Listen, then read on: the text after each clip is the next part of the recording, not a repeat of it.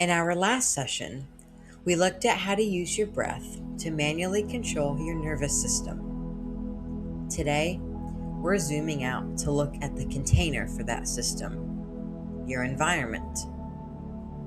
We're moving past the life hacks you see on social media to explore the clinical reality of how the spaces you inhabit and the light you take in dictate your biological baseline, the default state of your body when it isn't under stress.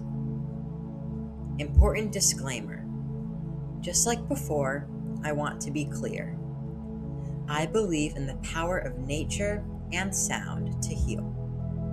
But these aren't magic fixes. We are looking at these environments as tools that interact with your biology. And just like any tool, they have strengths and potential pitfalls. My goal here is to help you be a more informed architect of your own surroundings.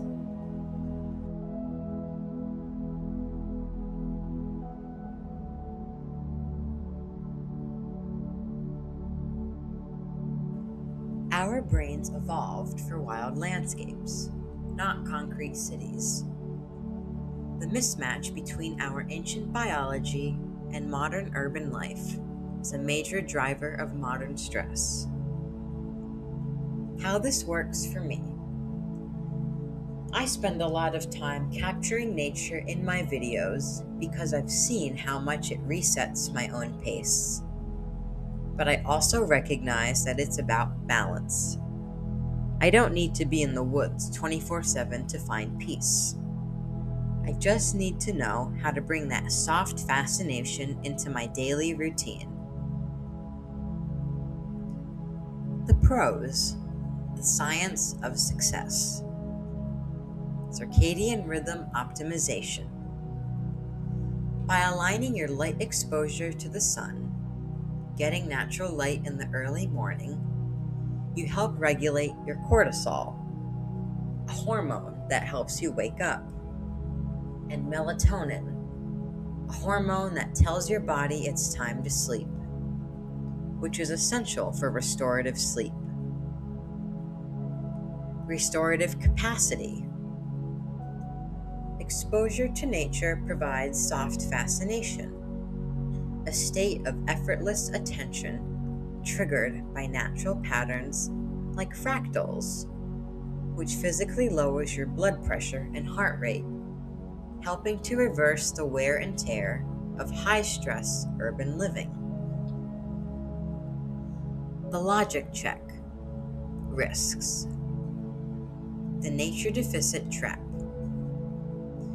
Trying to force a connection to nature when you are already in a state of high stress or dissociation, feeling detached from your surroundings, can sometimes feel alienating or too quiet, which for some leads to an initial spike in anxiety rather than calm.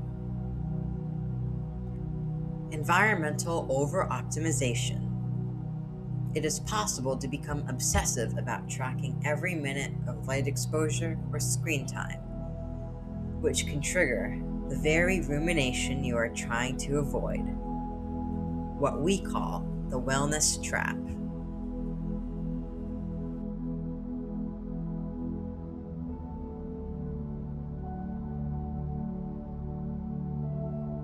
We often think of silence as the goal, but the human brain is never truly off. It's about managing the sensory input you choose to provide it. How this works for me. I spend hours crafting soundscapes to help your brain shift gears. But I also recognize that sometimes the most important part of the process is knowing when to turn the music off and just sit with your own thoughts. That is where true, independent resilience is built. The pros, the science of success. Neural environment. This is a brain process where your internal brain waves synchronize with external rhythms. Controlled soundscapes, like the ones I create, can help shift your brain from beta waves, the state of high activity and alertness, into alpha or theta states, which are much more conducive to relaxation, sleeping, and creativity. The logic check: risks. Dependency on numbness. There is a risk of using relaxing audio as a numbnant, a tool to mask or avoid dealing with underlying stressors or medical issues that actually require professional attention. Sensory overload. In rare cases, constant auditory stimulation, even if it is intended to be relaxing, can prevent the brain from learning to find silence within itself, potentially masking early symptoms of sensory processing sensitivities.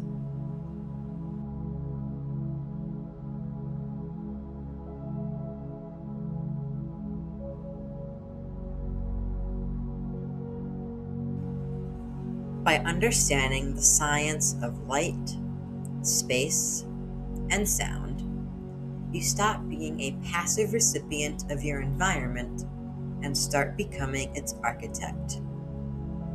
You don't need to optimize everything to the point of obsession.